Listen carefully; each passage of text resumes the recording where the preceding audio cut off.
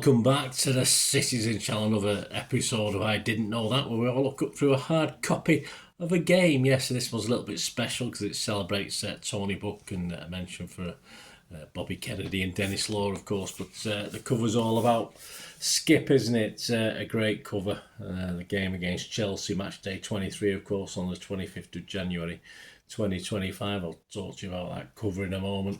So I'm going to check out some facts and stacks and any oddities within the hard copy memory of the game. Ignition Sports Media, of course, now produce the magazine. Subscriptions and single copies are available starting from as little as £65. So check that out. Any problems getting in touch with them or finding the details, there's some on screen there. Just get in touch and I can sort you out. As I said, a great front cover in tribute to Skip. As Skip, of course, manager. The next image, and of course on the occasion, and it's only a few months ago now, of his 90th birthday where he came out onto the pitch. So some great work there by David Flanagan, who was the artist for that cover. Yes, probably one. I think that might win the cover of the season. We'll see, but I think sentimentality, why not? And he deserves it, doesn't he? So we'll see at the end of the season. But yes, I think so. I think that'll be up there. Did you know, or what didn't you know, or what did you know and you forgot about City? Well, I don't usually feature Buzzers column because he doesn't really tell us that much, even though he's got a raft of memories, of course. But this time he's doing a little bit of a memory about Tony Buck himself, Bobby Kennedy and Dennis Law, of course, who he played with all three of those. So I'll go back to this before we go on and read his piece in the magazine, just to makes a nice change to be able to read something quite interesting from Mike Summer. They usually just have him doing the usual stuff about who we're playing and what we're playing rather than looking back at history, which is unfortunate when you've got someone with all Mike Summerby's knowledge and memories. In Memoriam, of course, is about Tony Buck. I'll read through to bring you some interesting facts, see anything that I might, for some I know. Obviously, I've done a lot on Tony Buck recently, but some stuff you might not know. So just some bits and pieces on Tony Buck. I am doing a special on Tony. I've already done one on Bobby Kennedy. Part one is, as you're watching this, should already be out. Part two, I'm not too sure. But of course, I'll be doing Bobby Kennedy and Dennis Law as well. Tony Buck and Dennis Law as well as Bobby Kennedy. So keep your eyes peeled for those. Yes, Tony played more than 300 games of 1966 to 1974, the majority as captain.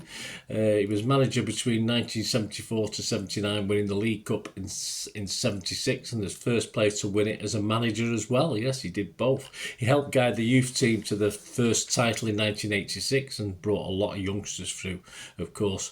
Tony was a bricklayer by trade and often commented in some of the walls around Main Road. He was often complimentary and sometimes not so much on the pointing. Yes, so you bricklayers, yeah, is that what you look out for on a wall, whether it's been pointed nicely? He did his national service and played for the Army football team, and he made almost 400 appearances for Bath City in the Southern League before, of course, he moved over to Plymouth. He joined Malcolm Allison, who managed Bath for a while, at Toronto All-Stars in Canada in 1964, and Tony followed Malcolm to Plymouth as well, though Tony had to doctor his birth certificate to say he was 28 and not 30 for the board to approve the move. Of course, he joined newly promoted City and Mercer and Allison and needed that fake certificate again in 1965. But I think Allison reminded Joe Mercer that he was 31 when he joined Arsenal and didn't do a bad job. So I think that's why Joe Mercer sort of accepted it in the end. He was named City's inaugural player of the season that year and took over the captaincy from Johnny Crossan, who was the captain as I started watching City. He lifted the title followed by the FA Cup, won the Football Writers Association Player of the Year, had to share it though with some bloke called Dave Mackay. The League Cup and Cup Winners' Cup double followed. His last trophy was the 1972 Charity Shield as a player. He became assistant to Ron Saunders in season 73-74, finally hanging up his boots, or Tony's boots, not Billy's boots, Tony's boots, at age 39, though he did say he was a bit miffed he could have carried on playing a little bit longer. By the time Dennis Law backheeled at Old Trafford to finish the 1973-74 season, he was the manager, of course, at that game, and as manager He went on to lift the League Cup in 76, and then we finished runners-up in the league, losing to a pretty legendary Liverpool side at the time by just 1 point. Alistair came back, and of course Buck stood aside, though returned in the early 80s with Lampard to sort of guide our youngsters and win that first ever Youth Cup. He answered the call in 89 and 93 to step in as a caretaker manager when we had a few problems, let's say, and he remained in some capacity at the club, taking roles like honorary president and a member of the Matchday Legends crew. There will never be another Tony Buck. There you go. Quick word on Dennis Law. First stint with City was 1960, of course, just a season. His second was 1973-74, playing 82 times and scoring 38 goals. A little bit more of him in a moment. Bobby Kennedy, between 1961 and 69, he made 254 appearances. He was a key member, of course, of Mercer and Allison's Division 2 title winners in 1964-65, and he left City in 1969. And he finally got a deserved, because he changed the criteria, Division 1 title medal in 2021, along with Harry Dow, Stan Horn and Paul Hinz. He'd made 4 full appearances and 2 as substitute in that 67-68 title winning season, so he was allowed to get a medal. They put one special and he got it on the pitch off Joe Corrigan. I'll be doing specials, as I said, on all 3 players, so keep tuned in for that, guys. Gary James is one moment in time is a squad pick, from that pre-73-74 season, which of course pictures Tony Buck and Dennis Law. It will be Tony's last season as a player, and Dennis was starting his second stay with us and actually started the friendlies for the following season, but retired just before the season proper started. Tony's last game would be in October 1973 as a player for City. Monster Energy is a feature on new signing Kusanov. Yes, he did okay eventually. He has been described as calm, powerful and fast, and a monster. Yes, he was called a monster by his teammate and Lons keeper Samba, who made this monster claim, saying, "He scares me." No, really, for his age and what he does. I think Edison may well have a similar feeling after that debut as well, but we'll brush over that. First Uzbek to play in the Premier League, of course. He cites his dad as being his biggest influence on his career to date, and he's made 18 appearances for Uzbekistan. Not bad for a lad aged 20. What about Chelsea? Well, their first major honour was as recent as 1955 when they first lifted the title. I think you had to wait till 1970 for the second bit of silverware, the FA Cup. Enzo Maresca as a player, the manager, of course, Enzo Maresca as a player. He was a midfielder like our Pep. He won Serie A with Juventus in 2001-2002. And for Sevilla, he won a Copa del Rey, 2 UEFA Cups and a Super Cup. Chelsea's top 5 greatest of all time. Yes, John Terry, 67 goals in 717 appearances. That's not bad, is it? 5 Premier Leagues, 5 FA Cups, 3 League Cups, 1 Champions League and 1 Europa League. Didier Drogba, 157, you heard of him? Yep, 157 goals in 341 appearances, 4 Premier League titles to the Champions League. Going back a little bit further, 1964-74, when I first started watching football, Peter Osgood, I remember him well, 105 goals in 289 appearances. He managed an FA Cup and a Cup Winners' Cup. Gianfranco Zola, 80 goals in 312 appearances. He managed 2 FA Cups, 1 League Cup and a Cup Winners' Cup. And finally, yes, City legend, Manchester City legend, Frank Lampard did okay for Chelsea, didn't he? Yes, he scored 211 goals in 648 appearances, 3 Premier Leagues and 1 Champions League. What about City and Chelsea? Well, man of the match, that's Alistair Mann, of course, looks at the full Members' Cup final. Do we have to? In 86, played the day after, of course, the derby against United. We went down to Wembley to play Chelsea. I was at Old Trafford, but I wasn't at Wembley. I just couldn't do the two. The full Members' Cup was introduced when English clubs had been banned from Europe, just to fill in a little bit of time. Rather than give the players a rest, let's add another competition. 67,000 were in attendance, of course. I think the City fans would admit we're a little bit outnumbered that day, as you'd expect. I forget the score now. I can't remember. Anyway, we drew 2-2 at Old Trafford, so it wasn't all bad, was it? So back to Buzzword. Let's have a look at what Buzzer has to say about those 3 players. We'll start with Tony Buck, of course. Mike says, "I can't think of a sadder column I've had to write having lost 3 very dear friends since our last home game. Bobby Kennedy, Tony Buck and then Dennis Law all passed away in January, and it's such a huge loss to our football club. I first met Tony when he was at Bath City when I was just a young lad, and he kicked me all over the place. I was about 16 and it was a case of welcome to men's football, son.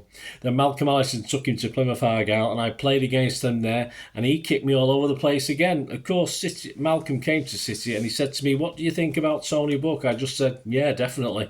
He signed for City not long afterwards and was one of the best defenders the club ever signed, and that's not being disrespectful to our other great defenders. He was just an exceptional player and a terrific reader of the game. He was also a very modest person. He found it difficult to accept the praise heaped on his shoulders sometimes because he didn't think he deserved it. I was close friends with George Best, and he always said Tony was the most difficult opponent, which is quite a compliment given George's talent. He's been associated with City for almost 60 years and the club was a huge part of his life. He was a great leader, great captain, a gentleman, as modest a person as you'll ever meet, and a great friend. He was a superb man, very humble, kind, and he will be sadly missed. Bobby Kennedy was a great bloke who I was lucky to be teammates with for 4 years. He was a terrific club servant, and I couldn't have been happier when the club was able to present him with a winner's medal for the Division 1 Championship in 67-68. There weren't enough to go around back then, but in 2021 it was honoured to be able to present Bobby, Stan Horn and the families of Paul Hince and Harry Dowd with their richly deserved medals. Bobby was incredibly proud to have represented Manchester City. It was a delight to catch up with him on his return. Dennis Law was a City player before I was, but he left a few years prior to my arrival. Obviously, he was a massive part of Manchester United's success, but we were good friends throughout that time, and what a lovely, genuine man he was. I was thrilled as he finished his career with City in 73-74, and he'd lost none of his sharpness in the box. It was an enjoyable season. Dennis, Franny, Rodney and me up front, Rodney apart. We might have been coming towards the end of our careers, but it was a pleasure to play with gifted forwards like that. I'll miss Dennis, I'll miss Tony, and I'll miss Bobby, and none of them will ever be forgotten. There you go. So thank you, Mike. Some little memories of those 3 wonderful players.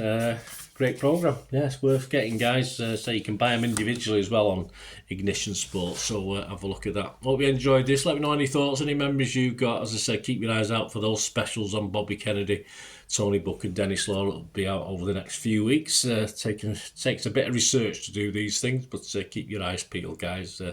Be great to have your input as well. So just let me know what you thought, please, and you can contact me through any of my socials. Or if you do like what I try and do on the channel, you want to help support it, please, all I ever ask is you to stay watching and listening. I hope you enjoyed the feature, and yeah, if you can support me through the subscription, if you can subscribe, guys, that'd be wonderful if you've not already done so.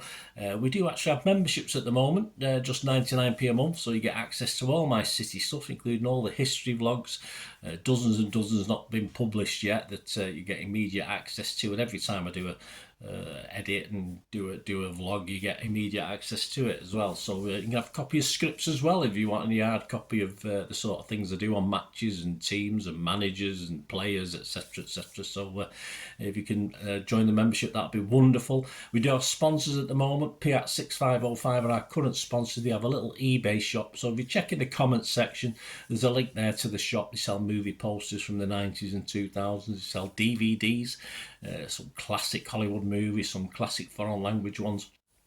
And if you do see anything you fancy on there, if you do place an order, just mention me, just say Bernard sent you, and you automatically get 10% reduction in the cost of your order. So fill your boots, guys, and my thanks to Piat 6505. And yeah, if you want to support the channel just by watching the ads, that helps. Watch the ads, let them play through while you just have to check your phone or something, let it play out.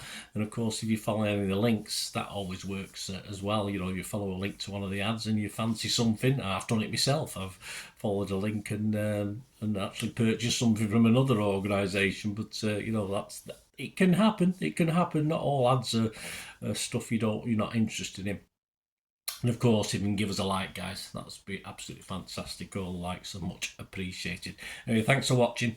Until the next time, of course, I only ever ask one thing, don't I? Please, I ask you all to stay safe, especially you Blues.